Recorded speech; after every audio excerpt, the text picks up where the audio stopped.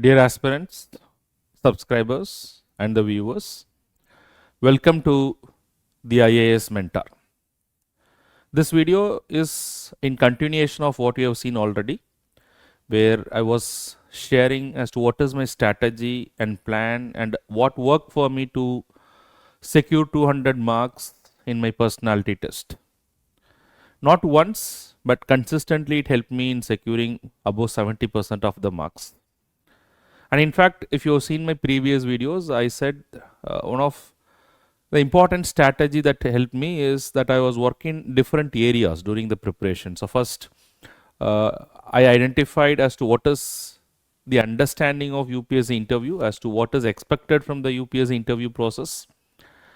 And then the second thing that I worked on is the preparation stage. And then the third thing is the performance stage, that is on the actual day of interview, what has to be done. So all these things has been done. But all the three things to be quite successful, you should have conviction in what you are doing. And that conviction will come only if you are free from certain myths and the questions that can pop up in the minds of any student for that particular matter preparing for UPSC examination. So unless and until the answers are quite clear for these questions, you may not have conviction in what you are doing. So in that way, this video, I would take certain myths that I've come across and some of my friends who are also preparing, some of the students that I've discussed, and of course the questions that may come up in the minds of number of students who may appear for the examination. And how I found a way to answer all these questions is through the successful candidates, through my discussion with the successful candidates, my own personal experiences, and whatever I observed and learned from the interviews that has been given by the panelists and of course the members who are part of UPSC. So through all those things, I'm really convinced, and I do have conviction of whatever I'm talking right now. And because of that conviction, it also helped me to do what I did, and it paid, and it helped me to secure 200 marks. So this video, I wanted to share some of those things with the students who may be appearing in the UPSC interview, or probably in the future who may be appearing, and that will also help them to that extent to have clarity with regard to certain myths and the questions that may come up in their mind. So when I talk of myths, these are all basically not proven, but students do believe in these things. So say for example, one popular myth in UPSC personality test is students who are young or preferred than the students who are little older, relatively older.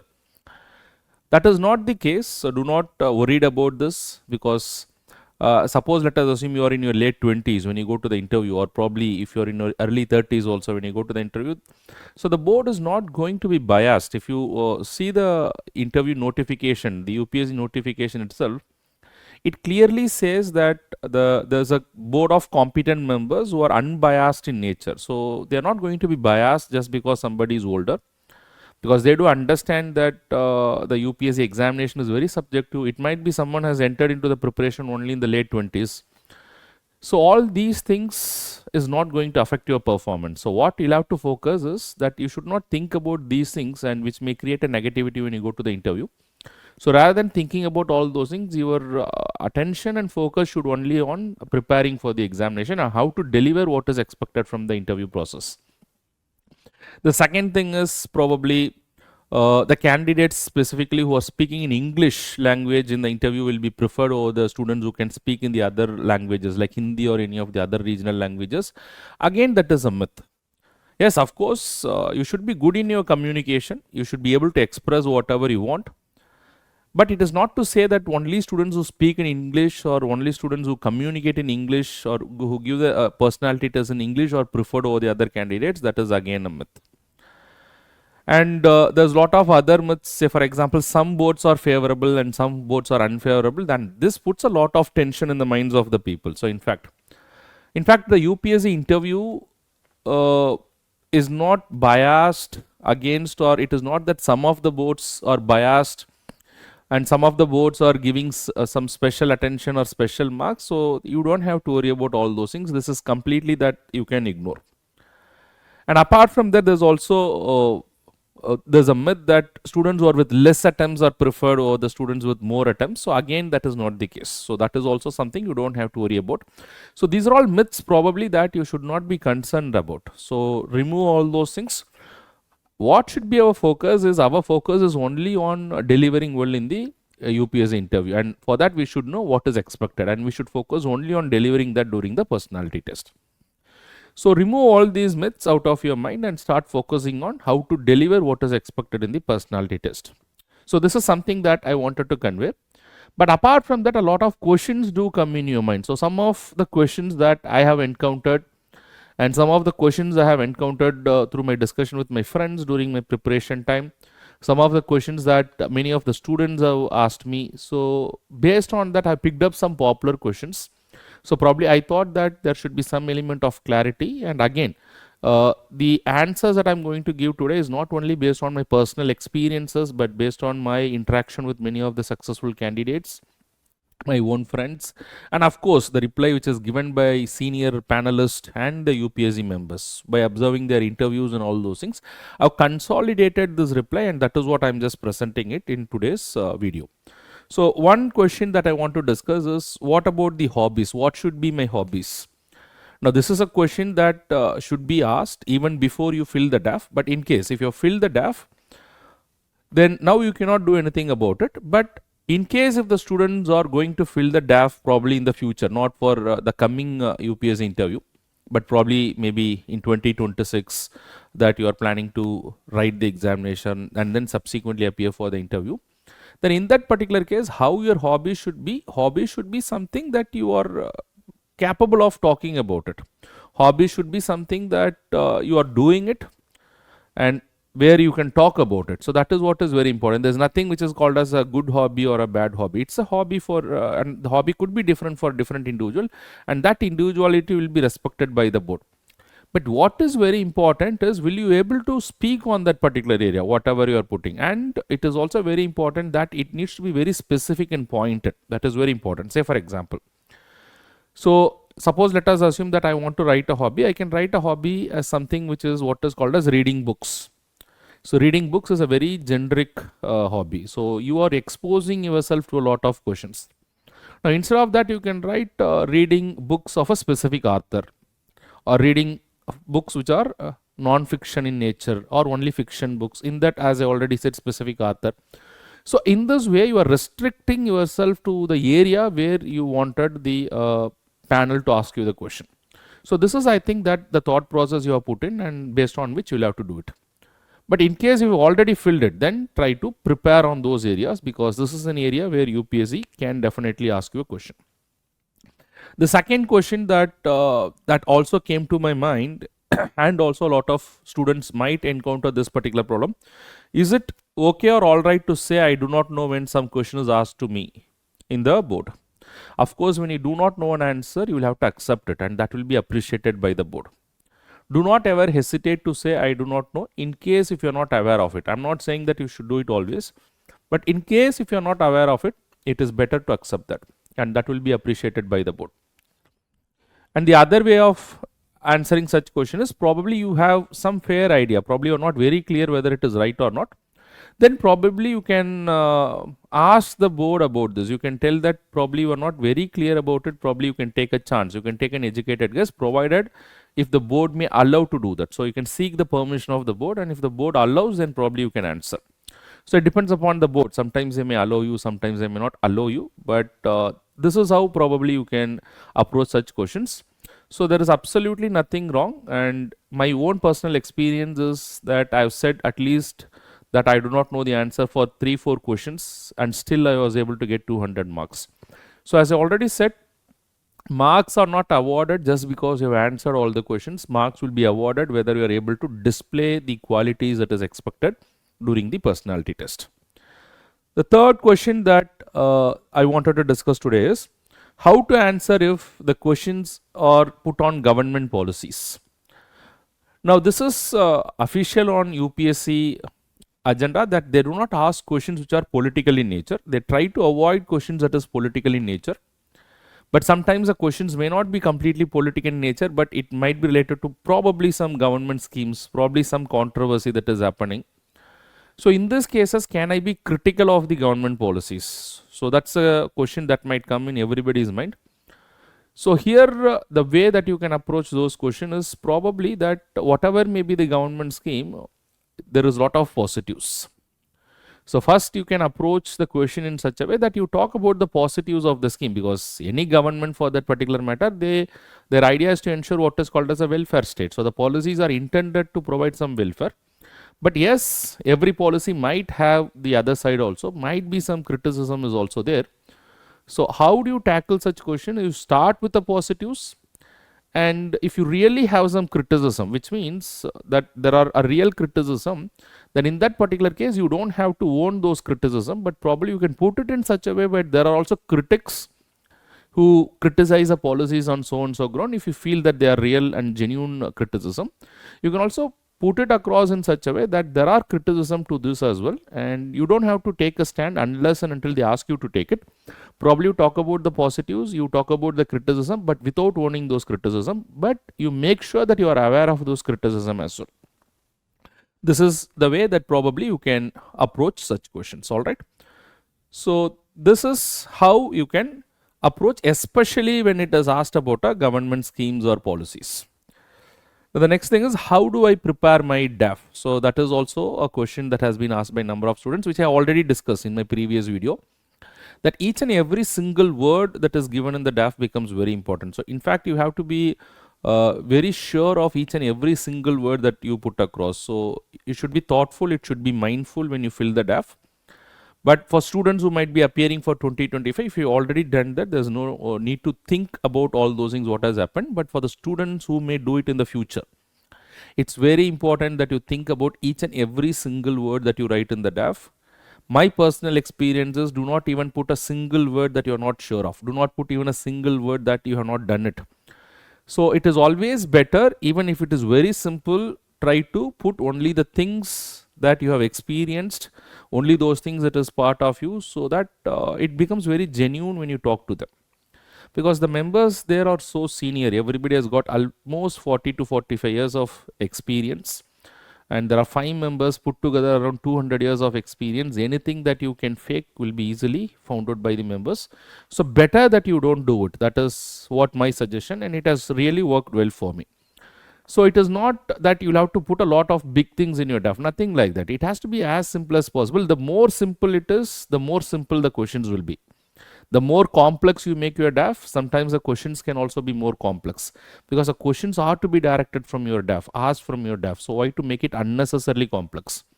But if you have something that you have accomplished very well, you can very well put it, provided that you are prepared on those areas, because whatever you put in the DAF, there's likely that they may ask question, especially when they have unheard of something, especially something which is very new, novel in your DAF. Probably they can ask you. But I am telling you, do not put it for the sake of making it novel. But if it is there part of your life, then you can very well put it. So that will help you in the interview process. The next question that I want to discuss is, can I give preference to other services than IAS? Will it be seen as an adverse? Will it turn adverse to me if I prefer, say, let us assume like IPS or the Indian Foreign Service than over IAS? Now, this is one question a lot of students do have, but this is absolutely nothing you have to worry about it, because it's your personal preference. This is how I see it, and this is how I have also listened from the various panelists and the members of UPSC through their interviews, whatever I observed, that this is absolutely a personal choice of an individual. As per the rules of UPSC, this is allowed, and the candidates are allowed to exercise their choice. I would say rather it is your right to exercise your choice, because the choice is given to you. So you don't have to worry about it. I don't think anything that can go adverse against you, and the members may not be very interested in these things. But in case if there's a question, then you can give a genuine answer as to why you have opted for it. There should be some reason as to why you have opted for services apart from IAS. So you be better prepared for it. So let us give a genuine reason as to why you wanted to do this. But it's not going to go adverse. Rather, it shows your individuality. You're not just deciding as the others would decide, but you apply your own mind and you apply your own choice and own preference as to what kind of service you need. So there's nothing adverse in doing that. And then the next question is good English important to score good marks? So my personal experience is, I won't say good English is very important for you to score the best marks, but a good communication is important. A good communication, I would mean that you should be very precise in your communication.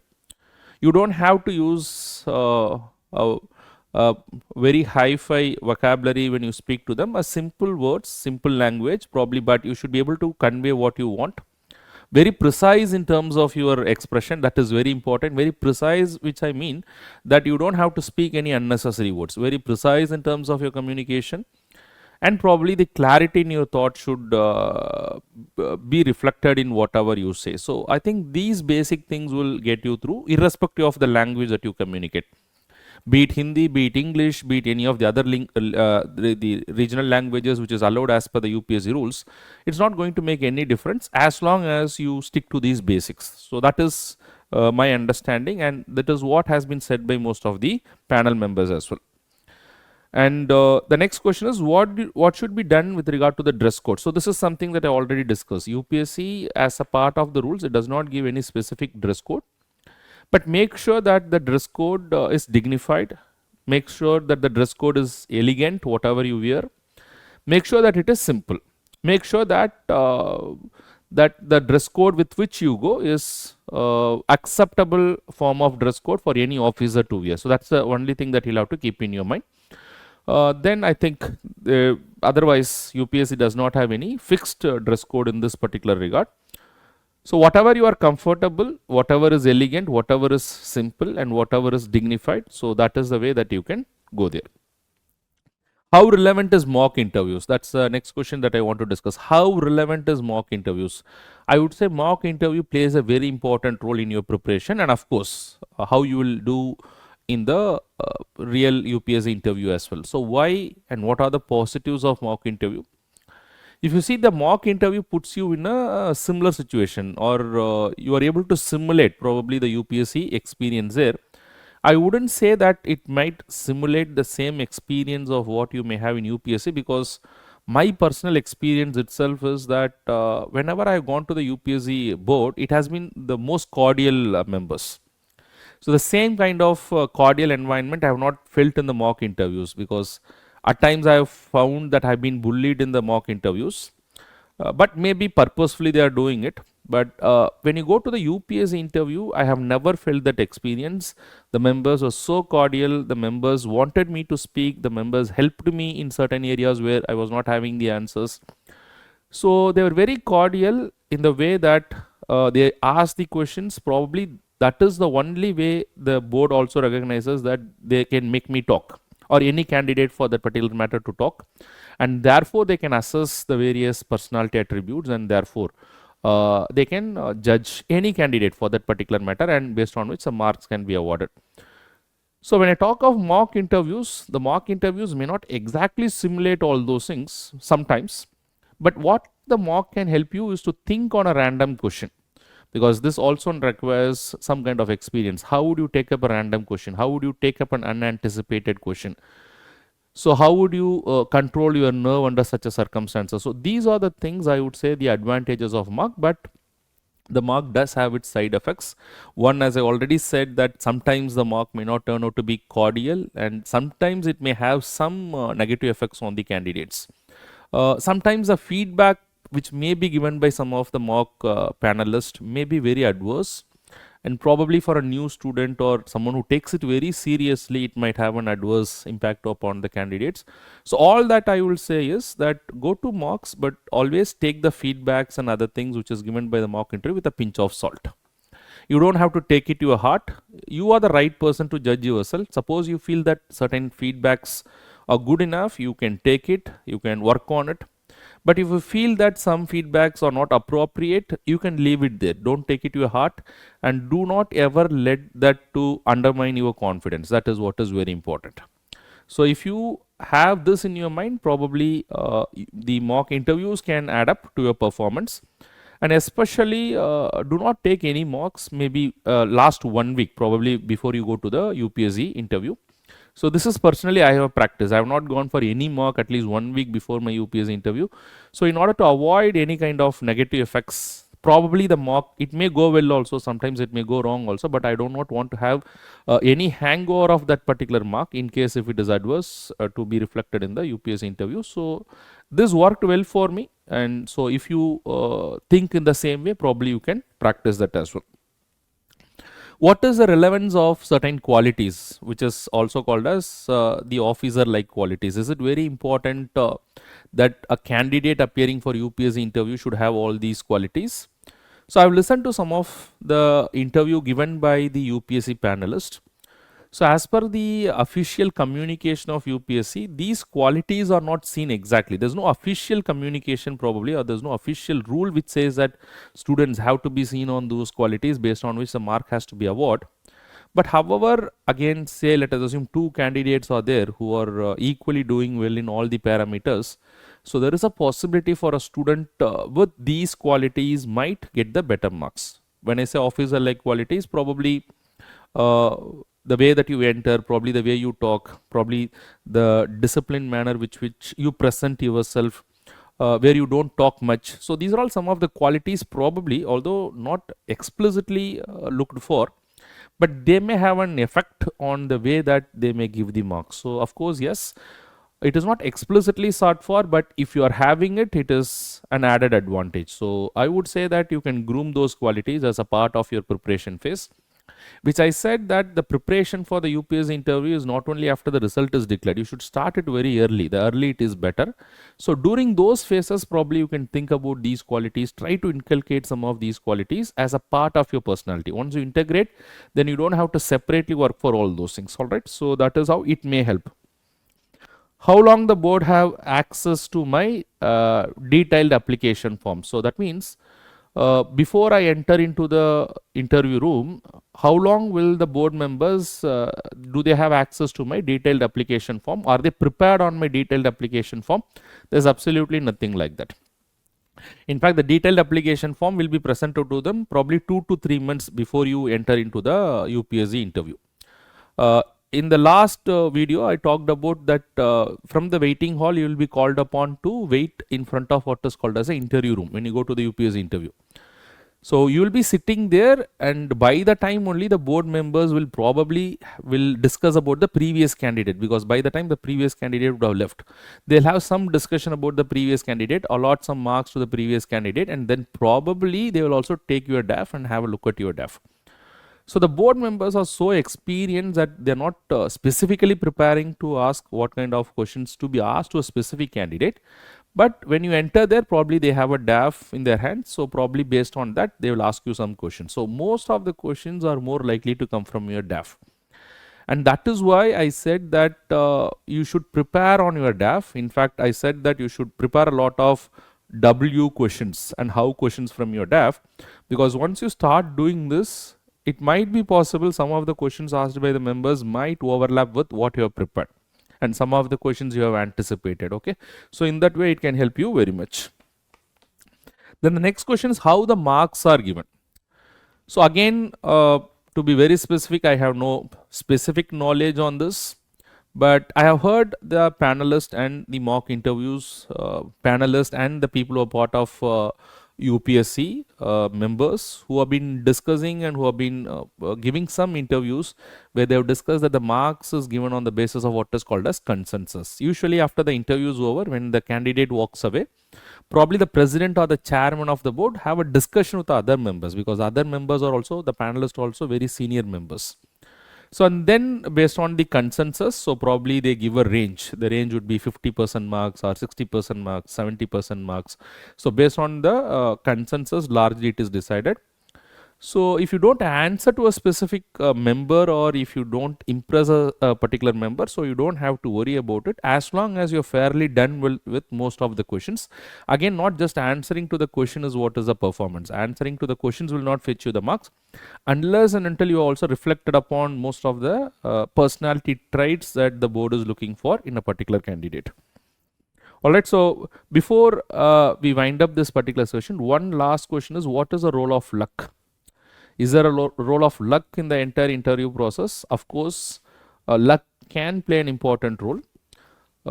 Luck has played an important role in a number of candidates who got selected. In fact, for the some of the students, luck may not be in their favor. But however, I'll tell you one thing: if you can plan, but ultimately you cannot leave your entire preparation to luck. So if you plan it, if you prepare it meticulously, if you execute it as per your plan, and then I think luck will favor you. In fact, there's a statement which says that fortune favors the brave. So I do believe in this. If you work hard, if you plan it, and if you execute it, I think the luck will come in your favor. And even if the luck is not in your favor, still you will be successful if you can plan the things, and if you can execute, and if you can foresee as to what may happen, and accordingly you plan for it. So this is what I wanted to convey as a part of this last question. So now whatever I've discussed in the entire series, so probably I've discussed about the understanding of the UPSC personality test, what should be done during the preparation phase, what should be done during the performance stage, and then of course a lot of myths and the questions that is surrounding.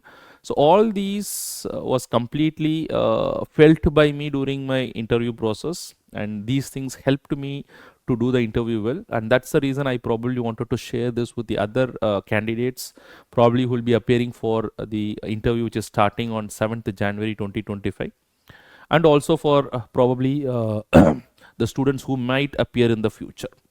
So with that, I'll wind up my session on what helped me to score 200 marks in the UPSC personality test, and I wish all the aspirants who will be appearing for the UPSC interview and those who will be appearing maybe this year or maybe later, I wish them all the best. And if you have any queries or any doubts related to UPSC preparation, especially with regard to the interview, or if you want to have a DAF analysis or a one-to-one session with me, you can reach out to me through my Instagram account or through my Telegram channel, or you can also fill your details in the Google form that is there in the description box. With that, I'll wind up the session. Thank you very much. Keep watching. All the best.